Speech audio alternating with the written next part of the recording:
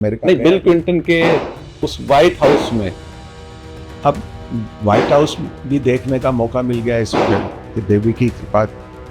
भैरू सिंह जी के बाद वसुंधरा राजे जी को देखा। मैंने कहा माननीय, इतने समय के बाद में आपके पास कांग्रेस अध्यक्ष का ऑफर आएगा, आप ठुकराइए मत, आप लाल किले से झंडा पहना सकते। अब उन्होंने नहीं माना, वो उनकी मर्जी। चुनाव से ठीक 1 महीने पहले एक भविष्यवाणी की थी जो अखबारों की सुर्खियां भी बनी थी, वो क्या थी और अचानक वो कैसे कर दी? सोनिया जी प्रधानमंत्री नहीं बन पाएंगी। कई लोगों ने विरोध भी किया, कई लोगों ने कहा भी, लेकिन मुझको लगा तो मैंने निसंकोच रूप से ये कह दिया। वो प्रभु ने वैसी घटना घटित भी हो गई। तो उन्होंने कहा कि मेरा तो एमपी का टिकट कट गया और मैं अब साउथ में वापस आंध्र प्रदेश जा रहा हूँ। उनके रुकिए, अभी तो देश के प्रधानमंत्री बनने वाले हैं आप। उन्होंने कहा क्या बात कर रहे हो? मैं कहा देख लीजिएगा। तो गुरु जी, आप कैसे अपने अंदर ये हिम्मत लाते हैं कि इतनी बड़ी भविष्यवाणी कर देते हैं? 2008 में एक एयरपोर्ट पे एक किस्सा हुआ था, आपने वहीं प्रेडिक्ट कर दिया था। उन्होंने कहा मुख्यमंत्री कौन बनेगा? मैंने कहा मुख्यमंत्री अशोक गहलोत बनेंगे। तो इतने में महाराष्ट्र जो अध्यक्ष थे उन्होंने कहा मैं चुनाव लड़ रहा हूँ। मैंने कहा मुझको लगता है आप केंद्र में मंत्री बनेंगी। 3 बार मुख्यमंत्री बन गए हैं, अभी उनके देख के लगता है कि चौथी बार फिर से बन सकते हैं? हाँ, हो सकता है वो 5 बार भी बन सकते हैं मुख्यमंत्री। तो अभी आगे के 2 टर्म काफी संघर्ष है। ये भविष्यवाणी 2028 और 33, आपका प्रेडिक्शन उस समय क्या था? वसुंधरा जी रिपीट करेंगी या कोई नया चेहरा? भजन लाल जी के भाग्य में था तो इसलिए मुख्यमंत्री बन गए। नरेंद्र मोदी जी से कभी मिलना हुआ? कहा जी आपका 17 सितंबर का जन्म है, 17 सितंबर बाद कोई घटना होगी और 7 अक्टूबर से पहले गुजरात के मुख्यमंत्री बन जाएंगे। लेकिन मोदी जी की तो यात्रा प्रधानमंत्री जी तक पहुंच गई। का भाग्य है साहब, उस वक्त ही था। आज हमारे साथ खास मेहमान हैं जिनके अनुयायी न केवल भारत में बल्कि 7 समुंदर पार बड़े बड़े लोग, और वो लोग जो देश ही नहीं दुनिया की राजनीति को प्रभावित करते हैं। आज हमारे साथ खास मेहमान हैं पंडित केदार शर्मा जी।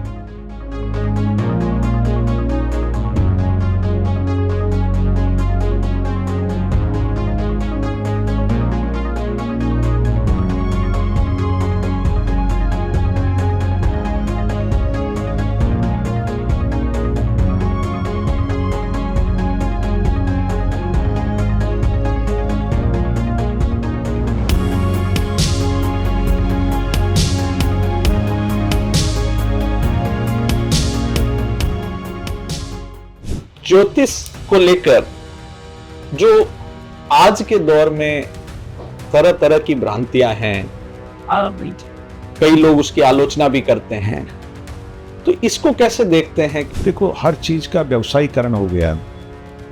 क्योंकि पैसे की जरूरत मुझको भी है, मैं भी कॉलेज में नौकरी करता हूँ। अभी बिहार में चुनाव है, टक्कर रहेगी? आप हार जीत मत बताइएगा, टक्कर रहेगी या एक तरफा रहेगा?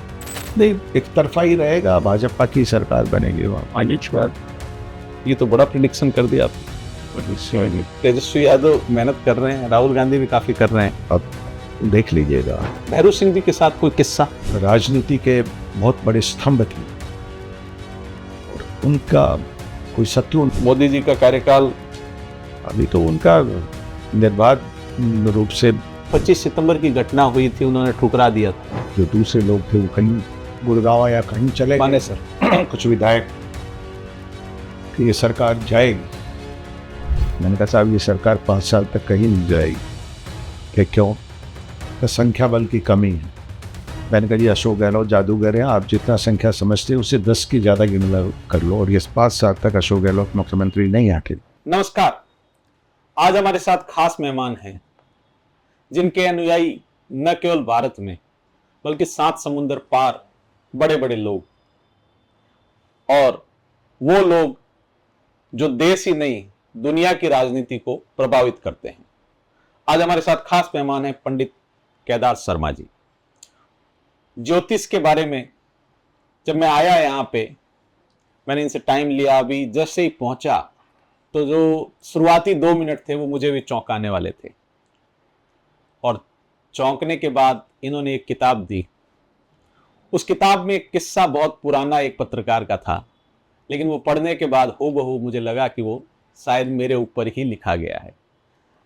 बिना देखे आपकी जन्मतिथि बता दें और एक गणना से जो सिद्धि है इनके पास, उससे आगामी चीजों को लेकर आगाह कर दें, ये अपने आप में बहुत बड़ी विद्या है। सर, बहुत स्वागत है आपका और बहुत शुक्रिया आपने हमें समय दिया। शुरुआत करते हैं, ज्योतिष में आपका इंटरेस्ट कैसे जागृत हुआ? मैं बचपन में जब बहुत छोटा था तब से ही देवी के प्रति आस्था और विश्वास था। तो हमारे, चूँकि हम छोटे से गांव के हैं शेखावाटी में, तो वहाँ साधु संतों का आगमन होता था, तो वहाँ जाना और साधु संतों की पूजा देखना, तो 7-8 साल की उम्र में ही थोड़ा पूजा पाठ की तरफ रुझान रहता था और वह पूजा पाठ करना, ये करना।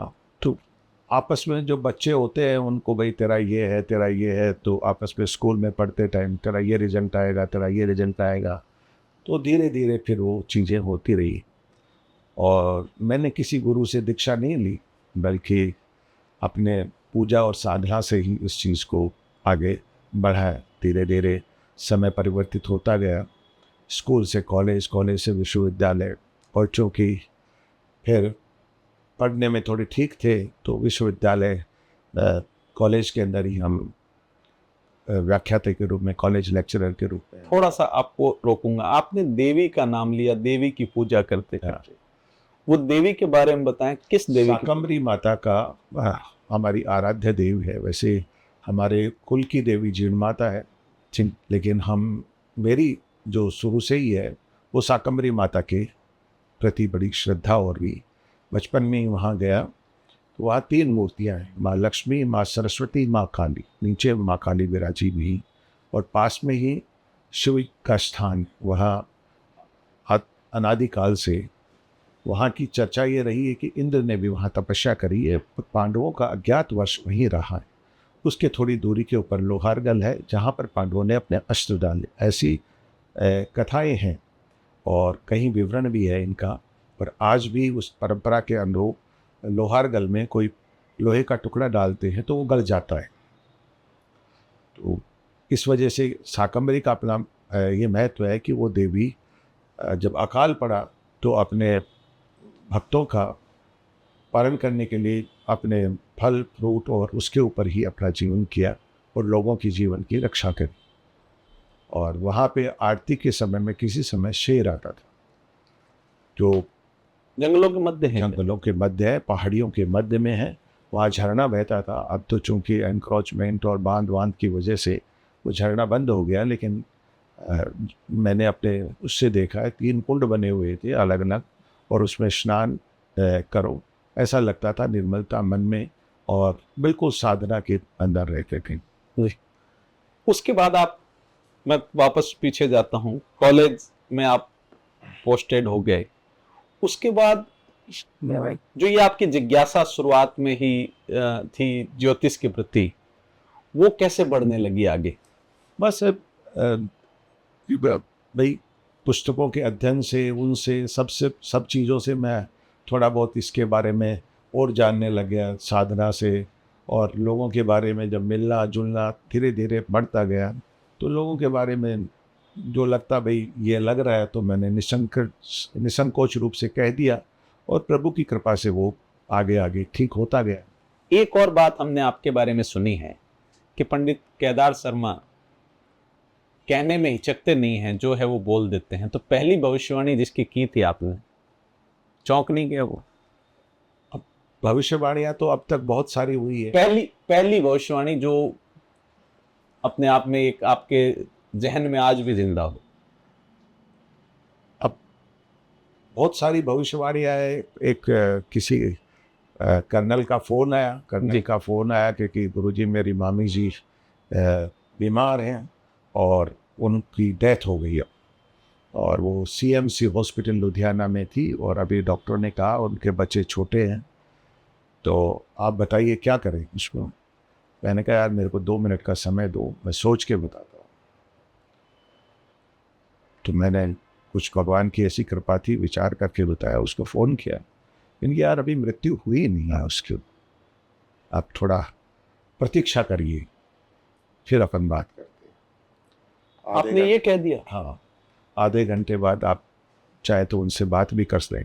आधे घंटे बाद उनका फ़ोन आया कि साहब 10 मिनट बाद उनके पाँव में जान आई, और उसके 5-7 मिनट बाद हाथों में जान आई, और 20 मिनट बाद वो बैठ गई। और वो 25 साल उसके बाद उसने अपने सारे कार्य निवृत्त किए, बच्चियों की शादी की, वो सारा खेल। तो कई बार ऐसा लगता है कि प्रभु की कुछ कृपा है जिसकी वजह से। बिल्कुल, कोई तो सिद्धि है आपके पास, क्योंकि एक छोटा सा नमूना मैं आया जब मैंने भी देखा, और उसके बाद जब मैंने आपके बारे में ये सब चीज़ें जानी, उसके पहले भी मैंने सुना है लोगों से, देश विदेश से बड़े बड़े लोग पहुंच गए, 7 समुंदर पार से बिल क्लिंटन आपसे मिलने घर तक आ गए। वो कैसे पहुंचे? आप पहुंचे कैसे वहां? मेरा उनसे कोई परिचय नहीं था, उससे पहले मैं विदेश यात्रा भी नहीं करी थी। एक हमारे मिलने वाले थे, उन्होंने कोई चर्चा करी, हमारी उनसे बात कराई। बात कराने के बाद हमने जो उनको बताया वो उनको सच लगा। तो उसके बाद जब वो जयपुर आए तो मेरा मिलना हुआ उनसे। उसके बाद कहते हैं कि केदार जी अमेरिका भी गए थे। हाँ, अमेरिका भी जाता रहता हूँ, और अमेरिका नहीं, गया बिल भी। क्लिंटन के उस व्हाइट हाउस में। अब व्हाइट हाउस भी देखने का मौका मिल गया इस वजह कि देवी की कृपा। ये ज्योतिष का ही कमाल था कि जिस व्हाइट हाउस के अंदर जाना लोगों का सपना होता है, वहां अमेरिकी राष्ट्रपति खुद आमंत्रित करते हैं केदार जी को। चलिए आगे चलते हैं केदार जी। उस समय का एक और प्रश्न उससे जुड़ा है कि जब बिल क्लिंटन के यहाँ से मैसेज आया होगा कि वो आपसे मिलने आ रहे हैं, क्योंकि अमेरिकी राष्ट्रपति का जो प्रोटोकॉल है वो अपने आप में बहुत बड़ा होता है। उस समय जब पहला मैसेज आया तो आपको कैसा लगा होगा? कि उससे पहले एक बात हो गई थी, इसलिए लगा कि भाई अमेरिका के राष्ट्रपति आ रहे हैं तो अपने आप में एक अलग वो तामझाम इतना। हाँ, और सरकारी तामझाम है। तो हमारे जो यहाँ के भी काफ़ी जो माननीय लोग हैं वो आते हैं, तब भी जब ये तामझाम तो रहता ही है। तो इसमें थोड़ा बहुत अनुभव भी था, और फिर वो एक अलग ही स्थिति होती है उसमें। गुरुजी, अमेरिका गए आप, 1 सप्ताह रुके, और व्हाइट हाउस में भगवान श्री गणेश को बिठाना अपने आप में कैसा अनुभव था वो? देखिए, अपने देश और अपने भगवान को ऐसी जगह पे बैठाना अपने आप में एक ऐसा लगता था कि भगवान साक्षात वहाँ प्रकट हो गए। और मैं तो क्या बैठा सकता था, उनकी इच्छा थी वहाँ बैठने की, और वो पूरी दुनिया को ये संदेश देना चाहते थे कि ये सनातन के जो आज लोग कहते हैं उससे बहुत पहले ही सृष्टि के अंदर भगवान गणेश का विराजमान होना अपने आप में एक बहुत बड़ा उसका प्रतीक है। ज्योतिष को लेकर जो आज के दौर में तरह तरह की भ्रांतियां हैं, कई लोग उसकी आलोचना भी करते हैं, तो इसको कैसे देखते हैं? क्योंकि आपने एक लंबा यूं कहें कि ज्योतिष को अपना जीवन दिया है। देखो, हर चीज़ का व्यवसायीकरण हो गया, क्योंकि पैसे की ज़रूरत मुझको भी है। मैं भी कॉलेज में नौकरी करता हूँ रहा, और अन्य को लोग लालच भी देते हैं, इसमें प्रलोभन भी देते हैं, और चूँकि उसमें बहुत त्याग की ज़रूरत है, और बिना त्याग के हमारे ऋषि महर्षियों ने भी त्याग किया है, जिसकी वजह से ही हम लोग आज भी, जो लोग पहले ज्योतिष को मानते नहीं थे, हमारे शास्त्रों को मानते नहीं थे, आज कैमरा लिए घूमते हैं कि इस दिन चंद्र ग्रहण है और इस दिन सूर्य ग्रहण है। हम सैकड़ों वर्ष पहले ये घोषणा कर देते हैं कि इस दिन चंद्र ग्रहण आएगा इतने बजकर इतने मिनट पर, और इस दिन सूर्य ग्रहण आएगा। आज वही वैज्ञानिक हमको मानने को तैयार नहीं, पहले मानने को तैयार नहीं थे कि डकोसला है। जी बिल्कुल, ये तो समय के साथ ये चीजें सामने आई। चाहे चांद पर जाने के बाद जो चीज बोली गई वो हमारे जो ग्रंथ हैं, अब वेद हैं, उनमें लिखी हुई हैं चीजें। हमारी वेधशालाएं हैं जहाँ पर आज भी हम समय का निर्धारण कर सकते हैं कि इस वक्त ये समय हो रहा है, इस समय रात्रि ये हो रही है, इस समय दिन हो रहा है। बिल्कुल, गुरु जी, एक चीज जानना चाह रहा हूं कि जो आज का यूथ इस सब्जेक्ट से दूर हो रहा है, उसको कैसे देखते हैं? उनको इस क्षेत्र में आना चाहिए या नहीं आना चाहिए? यूथ के लिए क्या मैसेज रहेगा? देखिए, आज क्या है कि हर जगह निराशा है, बेरोजगारी है, बहुत फ्रस्ट्रेशन है लोगों में। तो इसकी वजह से कुछ लोग मानते हैं, कुछ लोग उनको किसी भी तरीके से व्यवसायीकरण करके और वो तरीका ढूंढते हैं। वो तरीका शायद ठीक नहीं है। गुरु जी, फिर चलते हैं थोड़ा, जो आज के समय में देश के बाहर घटनाएं घट रही हैं, जैसे रूस यूक्रेन की बात करें, लंबे समय से युद्ध चल रहा है, इजराइल और फलस्तीन का चला, इजराइल और ईरान का चला, ये जो नेपाल में हमने देखा अभी जो हुआ, बांग्लादेश, श्रीलंका, ये परिस्थितियां क्यों बन रही हैं? क्या कोई बड़ा ऐसा कुछ चल रहा है क्या ज्योतिष के मुताबिक? अभी ज्योतिष क्या, ग्रहों का परिवर्तन और जो अभी जो तरह तरह के दुनिया में पापाचार बढ़ रहे हैं, उससे कुछ ना कुछ ऐसी अशांति हो रही है पूरी दुनिया में। कब तक चलेगी? अभी ये साल 2 साल चलेगी ये स्थिति। साल 2 साल अभी ये स्थिति चलेगी। यूपीए 1 जब सत्ता में आई थी, वाजपेयी सरकार को हटा के, उस समय आपने चुनाव से ठीक 1 महीने पहले एक भविष्यवाणी की थी जो अखबारों की सुर्खियां भी बनी थी। वो क्या थी और अचानक वो कैसे कर दी? लोगों ने पूछा, चूंकि उस टाइम कांग्रेस अध्यक्ष माननीय सोनिया जी थी, अब मुझको ऐसा भाव था कि सोनिया जी प्रधानमंत्री नहीं बन पाएंगी। कई लोगों ने विरोध भी किया, कई लोगों ने कहा भी, लेकिन मुझको लगा तो मैंने निसंकोच रूप से ये कह दिया। वो प्रभु ने वैसी घटना घटित भी हो गई। बिल्कुल। और डॉक्टर मनमोहन सिंह 2004 में प्रधानमंत्री बने थे। सोनिया गांधी एन मौके पे पीछे हुई, और इसका अंदाजा न वहां के सांसदों का था, न कांग्रेस के किसी नेता को था। लेकिन प्रेडिक्शन, जो हम कहते हैं ज्योतिष, जो सच है और जो प्रेडिक्शन है, वो देखिए 1 महीने पहले हुआ, फिर ये अखबारों की सुर्खियां भी बना। लेकिन एक और सवाल था मेरा कि आप इस तरह की टिप्पणियां कर देते हैं, क्योंकि आजकल तो नेता या अभिनेता हो या जो बड़े लोग हैं, वो तारीफ सुनना ही पसंद करते हैं। तो गुरु जी, आप कैसे अपने अंदर ये हिम्मत लाते हैं कि इतनी बड़ी भविष्यवाणी कर देते हैं? अब ये प्रभु उस वक्त शक्ति देता है और ऐसा वो बुलवा देता है, तो हम निसंकोच रूप से कह देते। बाद में कभी अफसोस तो नहीं हुआ?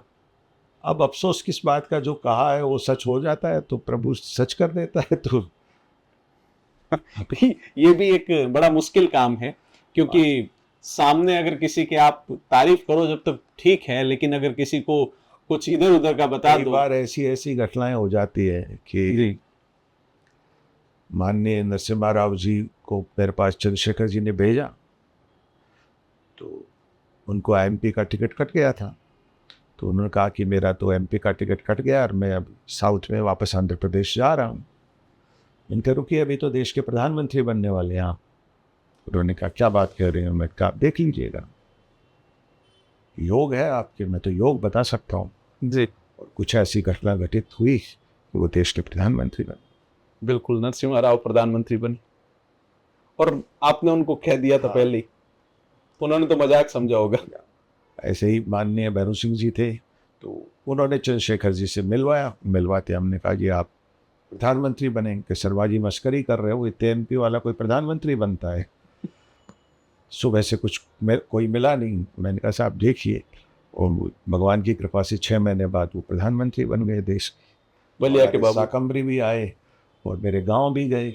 उनका इतना, माता जी के मंदिर आए थे, साकम्बरी जी के मंदिर आए, और मेरे गांव में गए, जहां मेरा जन्म हुआ है उस गांव में भी गए, रुके।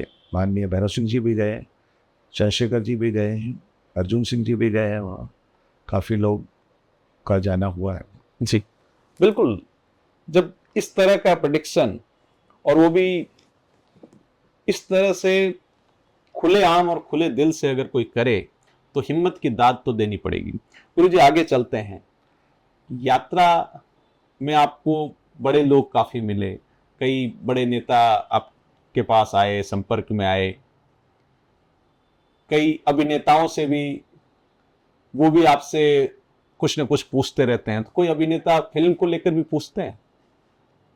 अब अनेकों अभिनेता आए, मनोज कुमार जी का आना हुआ है यहाँ, राज बब्बर जी भी आए हैं, और संगीत के क्षेत्र के माननीय अभी भारत कोकिला रही स्वर कोकिला लता जी से भी मिलना हुआ है, अनुराधा जी से भी मिलना हुआ है, आशा जी से भी मिलना हुआ है, और अजय देवगन जी, काजोल जी भी मेरे यहाँ भी आए हैं, कई फिल्मों के बारे में पूछने भी आए हैं, उनकी मुहूर्त भी निकलवाया है। अनिल शर्मा जी जिन्होंने गदर पिक्चर बनाई, वो भी कई बार आए हैं डायरेक्टर। तो अनेकों लोगों से मिलना हुआ। राजनेताओं से लेके, मतलब देश की राजधानी से लेके जो देश की आर्थिक राजधानी है उसको भी आप प्रभावित करते रहे हैं। जया प्रदा जी भी आई है, डिम्पल कपाड़िया जी भी आई है, आप उनके चित्र बिल्कुल लोग से हैं। ये आपको जो एक भगवान ने शक्ति दी है, जो सिद्धि दी है, उसको रेगुलर आप रखने के लिए कितना समय देना पड़ता है?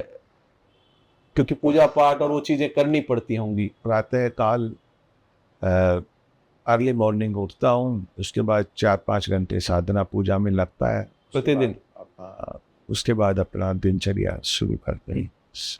क्योंकि दूर से देखने वाले लोगों को ये लगता है कि कोई भी चीज इतनी आसानी से है, लेकिन ऐसा होता नहीं है। किसी भी इस तरह के काम में या कोई भी काम करें तो उसमें साधना या सिद्धि, डॉक्टर अगर पढ़ेगा नहीं तो इलाज नहीं कर पाएगा, और ज्योतिष अगर सिद्धि नहीं प्राप्त करेंगे तो वो प्रेडिक्शन वो नहीं कर पाएंगे। नवरात्र आने वाले हैं, थोड़ा सा नवरात्र को लेके जो युवा पीढ़ी को आप क्या कहना चाहेंगे? क्योंकि नवरात्र का एक थोड़ा सा, मैं सवाल को थोड़ा लंबा खींच रहा हूँ, क्योंकि नवरात्र को एक पहले तक ये था कि एक पूजा पाठ और उससे जोड़ा जाता था, लेकिन जब यूथ है उसको एक फेस्टिवल के रूप में, गरबा नृत्य और उनके रूप में लेने लगा है। तो थोड़ा सा नवरात्र को ब्रीफ कीजिएगा। नवरात्र तो देवी की पूजा अर्चना और बुराइयों को छोड़ने से, जो भोजन नहीं करने का है या सात्विक रहने का है, आज का युवा भ्रमित हो चुका है। और गरबा में, इनमें जो आप देख रहे हैं कि कई तरह की चीज़ें और बुराइयाँ व्याप्त हो रही हैं, खान पान अशुद्ध हो रहा है, उसका नवरात्र से कोई तालमेल नहीं है। नवरात्र का मतलब आदमी मन से, कर्म से, वाणी से, सब तरह से शुद्ध रहे, सात्विक रहे, और खान पान शुद्ध रखे, और अपना आचार विचार शुद्ध रखे, और भगवान के प्रति चिंतन करे। और चूँकि ये बरसात के बाद ये नवरात्र आते हैं, तो भोजन नहीं करने का भी एक ये होता है कि जो पेट का वो जो सिस्टम होता है वो रेगुलराइज हो जाता है। इसको भोजन नहीं करने से जो कई तरह की बीमारियां हैं वो नहीं आती। हर चीज का एक साइंटिफिक रीजन भी दे रखा है। एकादशी को भोजन ना करने, आज एकादशी है, एकादशी का भोजन नहीं करने का भी यही है कि महीने में एक व्रत ऐसा हो जिससे जो खान पान का जो सिस्टम है वो रेगुलराइज हो जाए। और हम जो तुलसा ग्रहण करते हैं उसका भी है कि उसमें जो है एंटीबायोटिक होता है, और ये विद्वान आज साइंटिस्टों ने मान लिया इसको, अब उसको दवाई के रूप में देते हैं। लेकिन हमारे शास्त्रों में ये व्यवस्था पहले से कर रखी है, लेकिन धीरे धीरे समझ में आती है। आगे चलते हैं। एक मेरा सवाल ये था कि ज्योतिष के सब्जेक्ट को एक तरफ जो हम कहते हैं कि सनातन की सरकार है 2014 से, लेकिन ज्योतिष को उस तरह से प्रमोट नहीं किया गया। कि वो अपने तरीके से कर ही रहे हैं, लेकिन अब आपको विचारधारा में थोड़ा समय तो लगता ही है धीरे धीरे परिवर्तन करने में। अब ज्योतिष को भी वो संस्कृत विश्वविद्यालय की स्थापना और वेदों का और स्कूलों में पढ़ाई का माहौल बना रहे हैं, उससे लगता है कि धीरे धीरे परिवर्तन आएगा। संस्कृत कितनी आवश्यक है? देखो, हमारे वेद पुराण सारे संस्कृत में हैं, तो संस्कृत से उनका अध्ययन करना, उनके बारे में जानकारी करना, सारी जो भ्रांतियाँ आज हमारे शास्त्रों के बारे में फैलाई हुई है, उनका अनुसरण तो तभी हो सकेगा कि जब उसको लोग पढ़ें और उनका अध्ययन हो, ऐसे शोध संस्थान हों, ऐसे लोग रिसर्च करें, जिससे कि उन ग्रंथों का आम जनता के ऊपर इफेक्ट आए। जी, अब थोड़ा चलते हैं फिर से राजनीति की ओर। 2008 का एक किस्सा था जो राजस्थान की राजनीति में काफी उथल पुथल वाला था, क्योंकि सीएम कोई बनने वाले थे। हालांकि ये तो चलता है कि राजस्थान बनने कोई होता है लेकिन बन कोई जाता है। लेकिन 2008 में एक एयरपोर्ट पे एक किस्सा हुआ था, आपने वहीं प्रेडिक्ट कर दिया था। और वो मैं कलकत्ता की फ़्लाइट से आया था 5 बजे, मेरा बेटा बम्बई रहता था तो वो दूसरी फ़्लाइट से आने वाला था। तो वहाँ वीआईपी में, वीआईपी तो नहीं हो लेकिन कुछ लोग हैं परिचित, तो उन्होंने लॉन्च में बैठा दिया। तो इतने में हमारे दो वो थे एडिशनल एडवोकेट थे, नकवी साहब और शकील अहमद साहब, हम देश के गृह राज्य मंत्री थे जी। तो वो थे। उन्होंने पूछा मुझसे कि भाई क्या लग रहा है कांग्रेस की सरकार, राजस्थान में मतदान होने वाला, क्या लग रहा है? तो मैंने कहा मतदान में कांग्रेस की सरकार बनेगी। कितनी सीटें आएंगी? मैंने कहा 95-96 सीटें आएंगी। इतने में कोई केंद्रीय मंत्री आए तो उन्होंने कहा भाई कितनी सीट आएगी? उन्होंने कहा 125 सीट आएगी। तो उन्होंने कहा कि भाई आप ये कह रहे हैं, आप ये कह रहे हैं। मैंने कहा जी ये आर्गूमेंट का विषय नहीं है, ना कोई तर्क का विषय, मेरा अपना आकलन है, इनका अपना आकलन। उन्होंने कहा मुख्यमंत्री कौन बनेगा? मैंने कहा मुख्यमंत्री अशोक गहलोत बनेंगे बस। तो इतने में वहाँ जो अध्यक्ष थे उन्होंने कहा मैं चुनाव लड़ रहा हूँ। मैंने कहा मुझको लगता है आप केंद्र में मंत्री बनेंगी। और वो संयोग ऐसा हुआ कि वो राज्य का चुनाव हार गए और केंद्र में वो मंत्री बने। बिल्कुल, सीपी जोशी 2008 में नाथद्वारा से महज 1 वोट से चुनाव हार जाते हैं। फिर वो भीलवाड़ा से लोकसभा सांसद बनते हैं और केंद्र में बड़े मंत्री बनते हैं, लेकिन वो मुख्यमंत्री नहीं बन पाते हैं। हालांकि राजस्थान में तो ये कंटिन्यू चले आ रहा है। फिर 18 में अगर आए, 18 में भी मुख्यमंत्री के लिए दावेदार कोई थे और हाँ उस वक्त भी कुछ ऐसी परिस्थिति हुई। तो हमारे पास मैं शाकंभरी पूजा में था तो मेरे परिचित थे धर्मेंद्र राठौड़ जी और सुरेश पचौरी जी मध्य प्रदेश के, और 2-3 लोग उनके साथ थे। तो उन्होंने कहा कि गुरुजी कौन बनेगा मुख्यमंत्री? मैंने कहा मुख्यमंत्री अशोक गहलोत बनेंगे। तो उन्होंने जाके उनको कहा कि साहब वो मुख्यमंत्री के लिए कह रहे हैं। फिर 2-3 लोग और भी आए। तो मैंने कहा भाई मुख्यमंत्री मेरे हिसाब से गहलोत साहब बनेंगे। अब उस वक्त कोई दूसरे और उनके बीच में काफ़ी प्रतियोगिता चल रही थी। बिल्कुल। तो वो भगवान की कृपा थी उनके ऊपर, तो वो मुख्यमंत्री बन गए। अशोक गहलोत पे कृपा तो ही है, 3 बार मुख्यमंत्री बन गए हैं। अभी उनके देख के लगता है कि चौथी बार फिर से बन सकते हैं? हाँ हो सकता है, वो 5 बार भी बन सकते हैं मुख्यमंत्री। तो अभी आगे के 2 टर्म काफी संघर्ष है। ये भविष्यवाणी 2028 और 33 उम्र का कोई तकाजा नहीं। जी, अनुभव बड़ी चीज है, उम्र का कोई तकाजा नहीं, और अभी फिट हैं अशोक गहलोत साहब। आगे चलते। 23 में एक बड़ा परिवर्तन हुआ राजस्थान में, किसी ने नहीं सोचा था। आपका प्रेडिक्शन उस समय क्या था? वसुंधरा जी रिपीट करेंगी या कोई नया चेहरा? अब ये देखो कुछ भजनलाल जी के भाग्य में था तो इसलिए मुख्यमंत्री बन गए। आपकी विधानसभा से भी हैं? हाँ, हमारे लोकप्रिय विधायक भी हैं और मेरे पास चुनाव से पहले आए भी थे और हमने भी कहा भाई आप कुछ पद पर विराजमान होंगे, और भगवान ने उनको उच्च पद पे चुनाव प्रचार के दौरान ही? हाँ, मैं बीमार था, बीमार उनके नाते वो जब अपने उसमें निकले थे तो नेचुरली मेरा घर भी मेन रोड पे है, तो मेरे यहाँ भी आए तो हमने भी उनको यही शुभकामनाएं और प्रभु ने उनको देखा। बिल्कुल ईश्वरीय कृपा तो है, क्योंकि भजनलाल शर्मा मुख्यमंत्री बनेंगे ये किसी ने नहीं सोचा था। उनके भी ऐसा आपको लगता है क्या कोई इष्ट मजबूत है जो हमारे हिंदू धर्म में कहते हैं, क्योंकि वो गिरिराज जी के अनन्य भक्त हैं? देखिए बिना इष्ट प्रबल हुए तो कोई इतने उच्च पद पे नहीं पहुंचता, कोई ना कोई देवीय कृपा, और वो तो भाई जिसकी वजह से उनको ये उच्च पद प्राप्त हुआ। गुरुजी एक ये जानकारी दीजिए कि भक्ति तो सब लोग करते हैं, तो क्या जो जन्म का समय या जो उस समय की जो ग्रहों की गणना है वो आने वाले समय जो उसका भविष्य होता है उस पर काफी इफेक्ट करते हैं? हाँ, ग्रह तो प्रभाव करते ही, बिना ग्रह के प्रभाव करे तो कोई चीज़ कैसे संभव है। ग्रहों की चाल से? हाँ, ग्रह की चाल से तो आप सड़क पे खड़ा आदमी राजा भी बन जाता है और राजा से रंक भी बन जाता है। बिल्कुल ठीक बात है। नरेंद्र मोदी जी से कभी मिलना हुआ? देखो, ये बड़ा विषय है। मिलना तो हुआ है।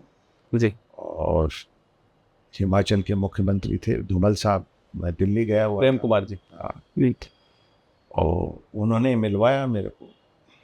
और उस दिन काफ़ी लोग थे, रंजन भट्टाचार्य जी थे, पहले राजनाथ सिंह जी का जन्म तिथि का कोई विषय था वो देखा, और कई 5-7-10 लोग बैठे थे। तो मैंने कहा, जी आपका 17 सितंबर का जन्म है, 17 सितंबर बाद कोई घटना होगी और 7 अक्टूबर से पहले गुजरात के मुख्यमंत्री बन गए। तो उनका ये कहना था कि हम प्रचारक लोग हैं, हम मंत्री मुख्यमंत्री नहीं बनते हैं। तो मैंने कहा, साहब मैं तो योग बता सकता हूँ, आपका मुख्यमंत्री बनने का योग है। और प्रभु कृपा से वो मुख्यमंत्री बन गए। और उनकी मुख्यमंत्री से पहले जो राज्याभिषेक की पूजा भी मेरे हाथों हुई। अच्छा। मैं गांधीनगर गया, उनकी पूजा भी कराई। आपने उस समय नरेंद्र मोदी जी को जब कहा होगा तो वो तो चौंक ही गए होंगे, क्योंकि वो प्रदेश संगठन मंत्री हुआ करते थे और प्रदेश संगठन मंत्री बहुत कम ऐसे इंसिडेंट हुए हैं कि मुख्यमंत्री, लेकिन मोदी जी की तो यात्रा प्रधानमंत्री जी तक पहुंच गई, वो भी। अब ये उनका भाग्य है साहब, उस वक्त की था। और ये देश के लिए भी बड़ी गौरव की बात है कि कोई अच्छा आदमी प्रधानमंत्री बना है। बिल्कुल। अब एक प्रेडिक्शन मैं पूछना चाहूंगा, जो देश के वर्तमान में हालात हैं, अभी बिहार में चुनाव है, टक्कर रहेगी, आप हार जीत मत बताइएगा, टक्कर रहेगी या एक तरफा रहेगा? नहीं, एक तरफा ही रहेगा, भाजपा की सरकार बनेगी वहाँ। ये तो बड़ा प्रेडिक्शन कर दिया आपने। तेजस्वी यादव मेहनत कर रहे हैं, राहुल गांधी भी काफी कर रहे हैं। अब देख लीजिएगा। राहुल गांधी ने जो अभी अपनी यात्रा शुरू करी और इमेज में भी काफी फर्क नजर आया है, क्या लगता है उनका भविष्य आगे की ओर बढ़ रहे हैं? मैंने कभी उनकी जन्म पत्रिका का अध्ययन किया नहीं, ना उनसे मेरा मिलना हुआ, तो मैं उनके बारे में प्रेडिक्ट नहीं कर सकता। ठीक है। राजस्थान के तमाम नेता मुख्यमंत्रियों से आप मिलते रहे हैं, भैरू सिंह शेखावत से भी आपका मिलना अच्छा था। भैरू सिंह जी के साथ कोई किस्सा? देखो, वो तो एक अपने आप में एक इंस्टीट्यूशन थे भैरू सिंह शेखावत, मैं वो सुनना चाहता हूँ। क्योंकि वो मतलब राजनीति के बहुत बड़े स्तंभ थे और उनका कोई शत्रु नहीं देखा मैंने आज तक, अजात शत्रु वाले नेता थे। और गरीब को गणेश मानकर उन्होंने राज्य की सेवा करी और देश के लिए आगे काम किया। बिल्कुल। आज भी 17 सितंबर है, आज मोदी जी का जन्मदिन है, मैं तो इनको बधाई दे सकता हूँ। 17 सितंबर बड़ा लकी दिन है। आगे मोदी जी का कार्यकाल, अभी तो उनका निर्बाध रूप से अच्छा समय है। देश को पूरी दुनिया में अपना, हिंदुस्तान का, इंडिया का डंका बजा रहे हैं। भैरू सिंह जी के बाद वसुंधरा राजे जी को देखा, उनसे कभी इस संबंध में कोई चर्चा? क्योंकि मैडम भी भक्ति भाव वाली हैं और बहुत भक्ति भाव वाली हैं, बड़ा धार्मिक महिला हैं और बहुत ही राज्य के प्रति बहुत वो विकास किया है राज्य का। और आज राजस्थान को विकसित राज्यों में लाने की उनकी बहुत अहम भूमिका रही है। बहुत ही नेक और बहुत ही अच्छी और बहुत अच्छे विचारों की महिलाएं हैं सभी धर्मों के प्रति। मेरा भी मिलना हुआ है जी। अशोक गहलोत साहब से कोई प्रेडिक्शन किया कभी? क्योंकि वो तो थोड़ा कहते हैं कि गहलोत साहब तो 24/365 राजनीति ही करते। मैंने कहा था उनको, मुख्यमंत्री के बाद उन्होंने याद किया, मैं गया, मैंने कहा माननीय इतने समय के बाद में आपके पास कांग्रेस अध्यक्ष का ऑफर आएगा, आप ठुकराइए मत, आप लाल किले से झंडा पहना सकते। अब उन्होंने नहीं माना, वो उनकी मर्जी। मतलब आपने मुख्यमंत्री बनने के बाद उन्होंने जो बुलाया। 25 सितंबर की घटना हुई थी उन्होंने ठुकरा दिया था। अब ये उनका अपना सोच है। मैंने 2 बार कहा हूँ। अगर नहीं ठुकराते तो लाल किले से झंडा फहरा सकते थे। एक बड़ा योग और बड़ी भविष्यवाणी थी, और ये काफी लोग कहते हैं कि अशोक गहलोत के पास वो चांस है। मैं उनसे, मेरा बहुत ज़्यादा मिलना नहीं हुआ है, लेकिन संगठन के रूप में वो एक बहुत अच्छे व्यक्ति हैं। बिल्कुल, संगठन में अच्छे हैं, क्योंकि एनएसयूआई से यूथ कांग्रेस और यूथ कांग्रेस से पीसीसी, संगठन की सीढ़ियां चढ़ते हुए अशोक गहलोत आज यहाँ पहुंचे हैं। और अशोक गहलोत अपने आप में राजनीति के एक इंस्टीट्यूट वो भी है ही हैं। हाँ, मतलब कोई भी गरीब उनसे रात को 2 बजे मिल सकता। अगर हिंदुस्तान में गांधीवादी नेताओं में लिया जाए तो अशोक गहलोत आपके नाम। भैरू सिंह जी शेखावत ने एक बार त्रेहान साहब वाला जो किस्सा है वो क्या हुआ था? 94 की घटना है, और मैं जवाहर नगर रहता था, तो उसके बाद तो मैं यहाँ आ ही गया था। तो माननीय मुख्यमंत्री थे वो, तो राजवी साहब का फ़ोन आया कि ये इनके पास डेट ऑफ बर्थ नहीं है। तो मैंने उनका डेट ऑफ बर्थ निकाला, डॉक्टर त्रेहान साहब का। उन्होंने सवाल किया कि भाई ये माननीय मुख्यमंत्री जी का हम सेकंड बाईपास के लिए क्लीवलैंड ले जा रहे हैं, डॉक्टर खोलिए, ऑपरेशन करें। तो मैंने सहजता से पूछा, साहब मैं तो विज्ञान का विद्यार्थी रहा नहीं, और मैं इकोनॉमिक्स का पढ़ता भी हूँ और वही पढ़ाता हूँ। मेरे को डॉक्टर साहब ये बताइए कि बिना चाकू चलाए ऑपरेशन कर सकते हैं क्या? तो उन्होंने कहा ये तो संभव नहीं है, इनका एस्ट्रोलॉजिकली अभी इनके चाकू नहीं चलता है, इनका इतनी देर इन्फेक्शन होगा और फिर ये स्वस्थ हो जाए। उन दिनों उनकी सरकार गिराने की भी कोशिश करी थी। बिल्कुल, भैरू सिंह जी विदेश गए थे पीछे। कहा जी कुछ नहीं होगा, वो भगवान की कृपा से वो उनका सब स्वस्थ होके आए वहाँ से। ऑपरेशन नहीं हो पाया और उतनी देर के लिए हार्ट बंद हुआ, बाकी सब नॉर्मल हो गया, और वो कोई ऐसा क्रिया हुई जिससे वो सब चीज़ स्वस्थ हो गए। और फिर उनकी सरकार गिराने की साजिश हुई।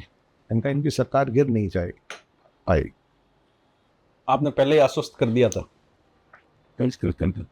सरकार गिरने को लेकर, क्योंकि उससे काफी माहौल बन गया था। उस वक्त भी था, माननीय अशोक गहलोत जी की सरकार के टाइम पे भी था, 2020 में। हाँ, जब कोविड का समय था जी उस वक्त महामहिम कलराज मिश्र थे। जी। तो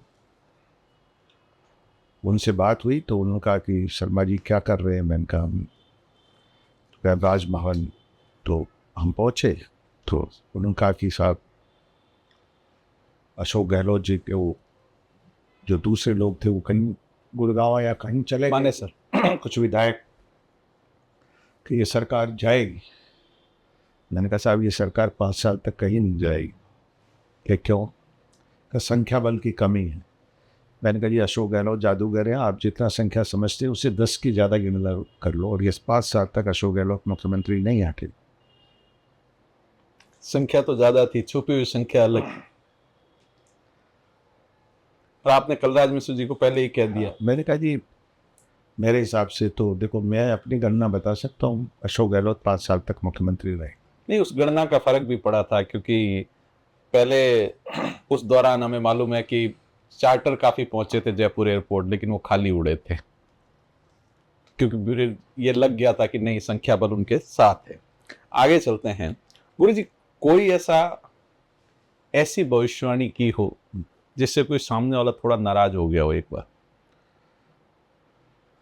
अब देखो, नाराज तो राजनीति में तो जिसको पद नहीं मिलेगा वो नाराज ही रहेगा। वो तो आपके हाथ में नहीं है, वो आप तो गणना करके बता रहे हो। नहीं, मैं तो कभी मेरा अशोक गहलोत जी से भी निकटता नहीं रही, किसी और नेता से भी निकटता नहीं रही। और अब जो और लोग मानते हैं कि भाई मेरे से कहने से तो वो मुख्यमंत्री बने नहीं, वो जननेता है। बिल्कुल, लेकिन गुरु जी आपको नहीं लगता उस दौर के नेता और आज के नेताओं में काफी फर्क नजर आता है? क्योंकि उस दौर के नेता आलोचना को स्वीकार करते थे, लेकिन आज के नेता आलोचना से दुश्मन बन जाते हैं। मेरा रहा माननीय अटल बिहारी वाजपेयी साहब से, अडवाणी साहब से, और मुरली मनोहर जोशी साहब भी यहाँ आए हैं कई बार, माननीय सभी लोगों का यहाँ भी आना हुआ है, मेरा भी उनसे निरंतर मिलना हुआ है। वो लोग अगर नकारात्मक भी है तो वो सुनने के लिए सहज तैयार थे, उनके मन में कोई भाव नहीं आता। स्वर्गीय प्रमोद महाजन आए थे, थोड़ा नाराज हो गए थे। प्रमोद महाजन जी थोड़े, उस वक्त की स्थिति थी, मैंने कहा आप थोड़ा अहंकार त्यागिए, नहीं तो घर का आदमी आपके नुकसान पहुंचाएगा। आखिरकार घर के आदमी ने नुकसान पहुंचा।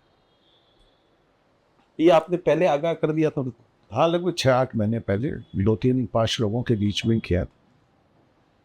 और वही घटना घटी, प्रमोद महाजन को जिंदगी से हाथ धोना पड़ा। देश के एक उस समय चमकते सितारे हुआ करते थे प्रमोद महाजन। हाँ, उसमें कोई शक नहीं, क्योंकि एक दौर था वाजपेयी सरकार में, प्रमोद महाजन थे उस दौर में। फिर नाराजगी से फिर थोड़ा महाराष्ट्र की तरफ चलते हैं। ठाकरे परिवार से भी आपका ताल्लुक रहा? बाल ठाकरे साहब से बड़ा उनके प्रति मेरे बहुत सम्मान था। वो हिंदूवादी थे और काफ़ी आपस में ग्रंथों के बारे में, उसके बारे में चर्चा पर चर्चा करते रहते थे। कुछ 2-3 घटनाएं ऐसी हुई जो उनके परिवार के ऊपर थोड़ी खराब हुई। उसके बाद में उन्होंने उद्धव जी को जो रश्मि जी है उनकी पत्नी, उनको यहाँ भेजा, साकम्बरी भी लेके गया। उस टाइम वो चुनाव बड़ा कठिन था, बीएमसी का चुनाव। देवी ने उनकी बड़ी मान रखा, देवी ने उनकी, और बीएमसी के चुनाव में वो जीत गई। उसके बाद फिर मेरा मिलना हुआ नहीं उनसे। एक और जो आपसे मिलने आता है, माँ साकम्बरी के जरूर ले जाते हैं। अब वहाँ हमारी श्रद्धा है, इष्ट है, और वहाँ जो जो जाते हैं वो इनकी मनोकामना पूरी भी होती है। हमें भी ले चलना पड़ेगा। हाँ, आप बिल्कुल चलिए। अभी 22 तारीख से नवरात्र हैं। इसी नवरात्र में हम दोनों चाहेंगे कि हम भी दर्शन, क्योंकि जिज्ञासा इतनी हो गई है आपसे बात करते करते कि मन तो ये है कि कल ही जाए, लेकिन आप नवरात्र में अगर कह रहे हैं तो नवरात्र में दर्शन करना चाहिए। तो नवरात्र में चलेंगे तो श्रेष्ठ समय है जी। गुरुजी, भविष्यवाणी आप करते हैं, आप जो आता है उससे अगर बात करने का उस समय आपका मन है तो आप लिखवा के पन्ना उल्टा कर देते हैं। कई बार क्या है कि आदमी बदल जाता है कि साहब मेरा ये नहीं है, वो नहीं है, उसकी खुद की हस्तलिपि होती है तो फिर आदमी बदलता नहीं। कई बार ऐसी घटनाएं हुई हैं कि साहब मेरा तो ये नहीं है, ये है, और मेरा तो पन्ना यहाँ पड़ा था, आपको कैसे पता चला? अब ये तो प्रभु की कृपा है, उसका क्या। मेरा तक तो ठीक था। बच्चे की जन्म तिथि भी आपने सही बता दी। अब ये कुछ उस टाइम प्रभु की जो इच्छा हुई कि पत्नी का ये है और पुत्र का ये है, तो उससे थोड़ा एक्यूरेसी भी जांच हो जाती है कि भाई कई बार खुद को अपना डाउट रहता है कि भाई घर वालों ने लिखा नहीं लिखा, बच्चे का तो आपने खुद ने लिखा, तो इसलिए उससे एक्यूरेसी चेक हो जाती है। एक किस्सा आपसे सुनना चाहूंगा। कोई भविष्यवाणी की और हास्य में परिवर्तित हो गई हो, क्योंकि अगले को तो बिल्कुल ही यकीन ना हो। अभी हुआ, एक सज्जन आए और उन्होंने कहा जी मैं तो अभी बहुत तकलीफ में हूँ, कहना भाई 4 जुलाई को हमारे यहाँ नवरात्रों का हवन होगा, गुप्त नवरात्रि का, आप आ जाइए और राजभवन में जाने की तैयारी कर लीजिए। तो उनका साहब समझ में नहीं आ रहा। भगवान की ऐसे कृपा हुई कि 4 तारीख को पूजा अपने हवन में बैठे और 16 को उन्होंने शपथ ले ली राज्यपाल की। बिल्कुल, और उन्होंने वहां पे अपने संबोधन के दौरान भी इसका जिक्र किया। चौंक गए होंगे जब आपने कहा होगा तब तो कि विश्वास ही नहीं हुआ कि उनको कौन बना रहा है। हाँ, कई बार होता है ऐसा, आदमी जब नकारात्मक दौर से गुजर रहा होता है तो उनको सुखद सूचना का एकदम से हास्यास्पद लगता है। नकारात्मक पे बात करी, थोड़ा सा इस तरफ भी जाते हैं कि आज का जो दौर है गुरुजी, अधिकतर लोग एकल परिवार की ओर जा रहे हैं, सामूहिक परिवार की जो प्रथा है वो खत्म होती जा रही है। इन सब चीज को कैसे देख रहे हैं? क्योंकि जब आप ये प्रेडिक्ट कर रहे हैं तो ये चीजें भी तो दिख रही होंगी कि समाज में बिखराव हो रहा है। बिखराव क्या है, ये अच्छा संकेत नहीं है। पहले जो संयुक्त परिवार प्रथा थी उसमें बच्चों का लालन पालन, उनका विकास, बहुत सर्वांगीण विकास होता था। एक कोई संभाल रहा है, कोई दूसरा संभाल रहा है। आज बच्चों को भी हम अपाहिज बना रहे हैं। हम एक बच्चा पैदा करते हैं, 2 बच्चे से ज़्यादा पैदा नहीं करते हैं। एक भावना है, पहले संयुक्त परिवार में रहते थे, चाचा ताऊ वो सब, तो एक आपस में इमोशंस होता था, एक भावना होती थी, और साथ साथ खेलना कूदना, उससे सर्वांगीण विकास होता था। आज घर में मम्मी पापा के अलावा कोई दूसरा दिखता नहीं, दादा दादी भी बहुत मुश्किल से रहते हैं, तो एक परिवार में बिखराव शुरू हो जाता है। वो एक अकेलापन के जीवन में है, तो उससे फ्रस्ट्रेशन, नेगेटिवनेस और ये सब चीज़ें आती हैं। मानसिक अवसाद का भी ये एक बड़ा कारण हाँ, है। मानसिक अवसाद का भी है, और उसकी वजह से आज तरह तरह के ये जो समाज की खराब चीज़ें हैं ये अडॉप्ट करने लगते हैं बच्चे। मेडिसिन, दवाइयाँ, ड्रग्स, खान पान अशुद्ध होना, जंक फूड खाना, ये सब चीज़ें। जल्दी आप देखो यंग बच्चों के हृदयघात हो जाते हैं जी और तरह तरह की बीमारियां हो जाती हैं, ये सब उसके दुष्परिणाम। गुरुजी, आज के दौर में एक समस्या से राजस्थान का एक हिस्सा बहुत जूझ रहा है। कोटा की बात करें, कोटा में बच्चे सुसाइड कर रहे हैं। उन बच्चों के लिए, जो पढ़ने वाले बच्चे हैं, उनको, क्योंकि आप शिक्षा से जुड़े रहे हैं और ज्योतिष से भी जुड़े हैं, तो उनके लिए आप क्या कहना चाहेंगे? क्या है कि देखो, इतना उनको बांध दिया जाता है इसमें, ना खेलने का, ना कूदने का, ना और चीज़ों का, जिससे कि वो और चीज़ों के बारे में भी सोच सके। वो एक फोबिया उनके दिमाग में है कि पढ़ना है, पढ़ना है, पढ़ना है।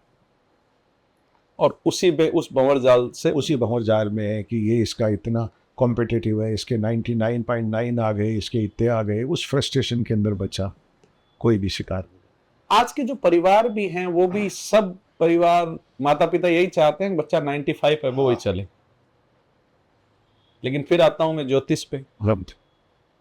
तो ज्योतिष तो ग्रह और समय पे चलता है, तो हर व्यक्ति 5 उंगलियां बराबर नहीं है, तो सब वो चीजें भी बराबर नहीं होंगी। हाँ, वो अपने आप को उसमें देखते हैं ना कि मैंने ऐसी मेहनत करी, पुत्र भी ऐसे ही मेहनत करें और पुत्री भी ऐसा ही करे, तो उसकी वजह से फिर क्या है कि वो एक कसमकश चलती रहती है परिवार। एक वापस ज्योतिष से जुड़ा एक मन में मेरे सवाल है, ज्योतिष शास्त्र और एक खगोलीय शास्त्र, ये दोनों अलग हैं या एक दूसरे से मिलते जुलते? देखिए, ज्योतिष तो ग्रह की गणना करता है जी खगोल शास्त्र शायद पूरे मंडल की। जी। खगोल हम मतलब ज्योतिष तो उसका एक छोटा सा पार्ट, खगोल तो एक बहुत अपने आप में विशाल बड़ा है। बिल्कुल, ज्योतिष एक अच्छा सब्जेक्ट है। इसको, ये सिद्धि भगवान ने आपको कैसे दी है वो तो मुझे बता देंगे तो शायद मैं भी शुरू कर दूं। लेकिन ये प्रथा जो कई नुक्कड़ पे और वो ज्योतिष बन जाते हैं, इससे आपको नहीं लगता है, क्योंकि धर्म के प्रति जो आज का यूथ है, कई लोग इसका मजाक भी बनाते हैं? हाँ, बहुत। विदेशों में भी मेरा भी जाना हुआ है, विदेशों में भी वो हम लोग हिंदुस्तान के बारे में ये कहते हैं कि साहब ये हमारे देवताओं के बारे में गलत चित्रण करते हैं, हमारे ज्योतिष के बारे में। और उसका यही कारण है कि हम, ज्योतिष तो अपनी जगह सही है, लेकिन हम अपने मापदंड जो बताते हैं, उनके जो भविष्यवाणियाँ करते हैं, उसमें फिर कहीं त्याग का बल ना रह के उसमें स्वार्थता और जो भेंट है उसका प्रभाव आ जाता है।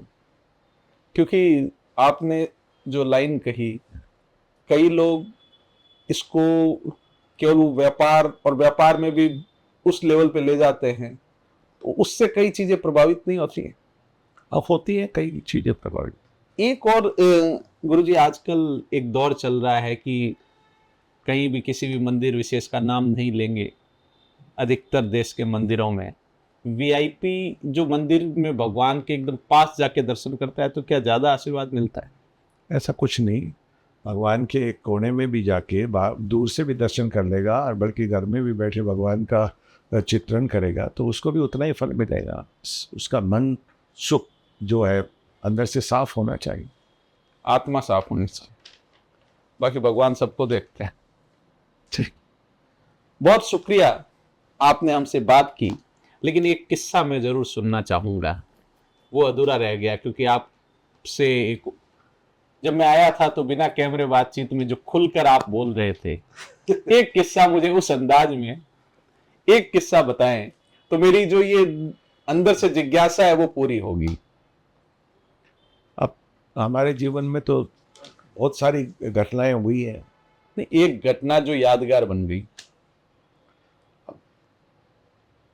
कौन सी घटना बताएं आप जो आपको? मैं बसंत कॉन्टिनेंटल में ठहरा हुआ था दिल्ली में जी। माननीय नटवर सिंह जी नहीं रहे दुनिया में, वो और मनमोहन सिंह जी भी नहीं रहे। नटवर सिंह जी मनमोहन सिंह जी को लेके आए और कहते हैं कि इनका भविष्य देखिए। मैंने कहा मैं क्या भविष्य देखूं, 2004 में ये प्रधानमंत्री बनने वाले हैं। उन्होंने कहा क्या सोनिया जी के रहते हुए मैं प्रधानमंत्री बनूंगा? मैंने कहा सोनिया जी भी रहेंगी और आप भी प्रधानमंत्री बनोगे, सोनिया जी प्रधानमंत्री नहीं बन पाएंगे। उनका शर्मा जी क्या कह रहे हैं आप? मैंने कहा आप देख लीजिएगा, निकट ऐसा चौंक गए होंगे मनमोहन सिंह तो जब, मैंने कहा एक बार नहीं आप 2 बार प्रधानमंत्री बनेंगे और सफलतम प्रधानमंत्री रहे। देश के लिए डॉक्टर मनमोहन सिंह ने जो हाँ ग्लोबलाइजेशन का वो किया, वो स्मरणीय है। बिल्कुल, क्योंकि उसी से उस दौर से जो विदेशी निवेश आया उससे काफ़ी इकोनॉमिक ग्रोथ हुई इंडिया की। और वहीं की एक और घटना है कि हमारे कुछ लोग माननीय हुड्डा जी को लेके आए बसंत कॉन्टिनेंटल में, और सीनियर हुड्डा, हाँ भूपेंद्र जी हुड्डा को जी, तो मेरे पास आए तो मैंने कहा आइए हरियाणा के नए मुख्यमंत्री आप होंगे। तो उस टाइम पुराने मुख्यमंत्री के लोग थे तो भजन लाल जी थे उस समय, तो नहीं उस टाइम वो थे चौटाला जी, चौटाला जी थे, चौटाला जी बात जी। तो उनके किसी समर्थक ने कहा कि हमारी तो 2/3 मेजोरिटी आ रही है। मैंने कहा जी अगर 10 सीट आ जाए आपकी तो हमसे बात करना आप, और मुख्यमंत्री भूपेंद्र हुड्डा ही बनेंगे। तो एक दो लोग, भूपेंद्र हुड्डा जी से मेरा पहला इंटरेक्शन था। बाहर आए तो उनसे कहते हैं कि यार तेरे गुरुजी ने ऐसे कह दिया, ये कभी संभव है क्या? कांग्रेस अध्यक्ष भजन लाल जी हैं, सरकार भी बनेगी तो भजन लाल जी मुख्यमंत्री बनेंगे। और कुछ ऐसा ही संयोग हुआ कि यहाँ केंद्र के जो ऑब्जर्वर गए उन्होंने भजन लाल जी को कर दिया। उसके बाद वहाँ कुछ थोड़ा बहुत विरोध हुआ होगा तो दिल्ली में सेंट्रल हॉल में माननीय सोनिया जी ने उनको बुलाया और उन्होंने हुड्डा जी के ऊपर हाथ रख दिया बिल्कुल, और हुड्डा जी 2 बार मुख्यमंत्री रहे। चौटाला परिवार से भी आपके ताल्लुकात रहे? चौटाला जी से भी था, चौटाला जी यहाँ भी आए हैं, शाकंभरी भी आए हैं, ओम प्रकाश चौटाला। हाँ उनके पिताजी से भी था, देवीलाल जी से भी। अच्छा, देवीलाल जी बहुत सरल और सीकर से चुनाव, सीकर से एमपी रहे, एमपी रहे ना, प्रधानमंत्री भी रहे जी। जब वो प्रधानमंत्री रहे थे चौधरी देवीलाल, तो सीकर और रोहतक दोनों से लड़े थे, फिर रोहतक छोड़ी थी और सीकर रखी थी। हालांकि उसके बाद में वो रोहतक से कभी जीत नहीं पाए। और बलराम जाखड़ जी से भी हमारा बहुत निकटता रहा। बलराम जाखड़ भी पहले एमपी रहे सीकर से, वो भी लोकसभा अध्यक्ष। हाँ लोकसभा जी।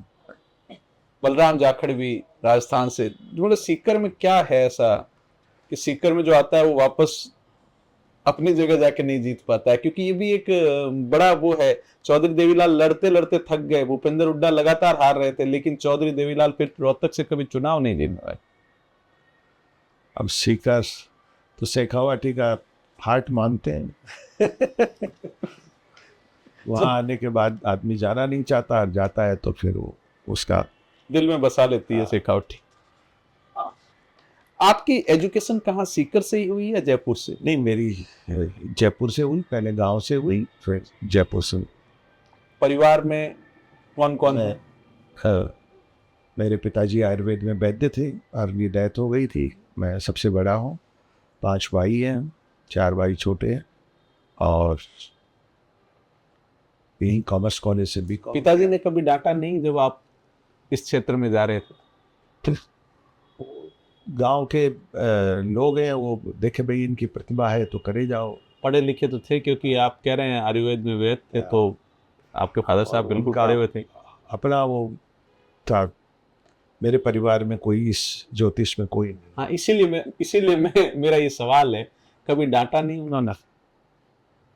अब उन्होंने इस तरीके से कभी कहा नहीं, तो हमने भी उस चीज को देखा और फिर हमारी रुचि बढ़ती गई। तो फादर साहब की रुचि क्या थी बनाने में आपको? उनका यही था भाई, पहले ये था कि हम पढ़ लिख कर और अच्छी नौकरी में आए।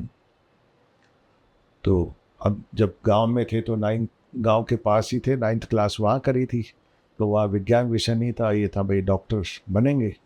तो वहाँ कॉमर्स था, तो कॉमर्स 9th में, कॉमर्स उस टाइम 9th में ले लेते थे, तो कॉमर्स ले लिया। फिर यहाँ कॉमर्स कॉलेज में BCom कर लिया, MCom कर लिया। आप उसमें अच्छे अंक आ गए तो यही कॉलेज में पढ़ाने लग गए, कॉमर्स के प्रोफेसर हो। ये बड़ी रोचक यात्रा है, क्योंकि साइंस नहीं था, बनना डॉक्टर था, बनाना डॉक्टर चाहते थे, लेकिन इसीलिए फिर PhD की कि डॉक्टर समझने लगे।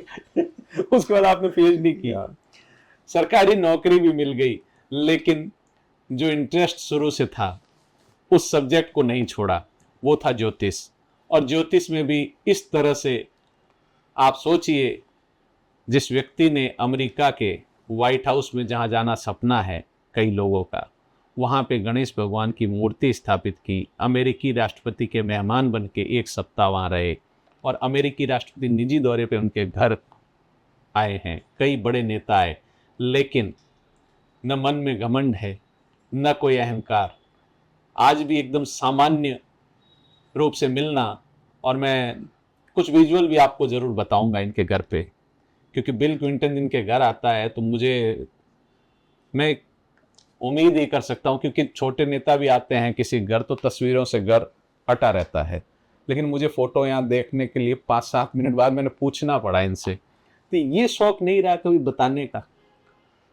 अब ऐसा है ना कि उस जिसको बताया उसका काम सिद्ध हो जाए, प्रभु उससे बड़ी खुशखबरी क्या दे सकता, उससे बड़ी क्या दक्षिणा दे सकता है। इसीलिए हमने पैसे को महत्व दिया ही।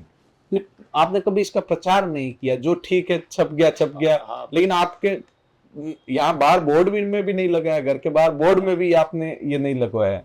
अरे मुझे थोड़ा व्यवसाय करने से ठीक नहीं लगता, इसलिए मैंने विद्या को बस सिद्धि है, लेकिन आप उसका प्रचार उस तरीके से नहीं कर रहे। विद्या ददाति विनयम, आदमी को नम्रता से रहे, वो उसी से है। बिल्कुल, आपका जीवन ये अपने आप में एक रिसर्च का विषय है। जिस व्यक्ति की इतनी पहुंच हो और जिस व्यक्ति की प्रेडिक्शन इतनी 100% श्योर हो, वो इतनी सादगी से रहते हैं, ये अपने आप में बड़ी बात है। मैं ये पहला पार्ट ही कहूँगा, क्योंकि आज मैं पहली बार आया हूँ।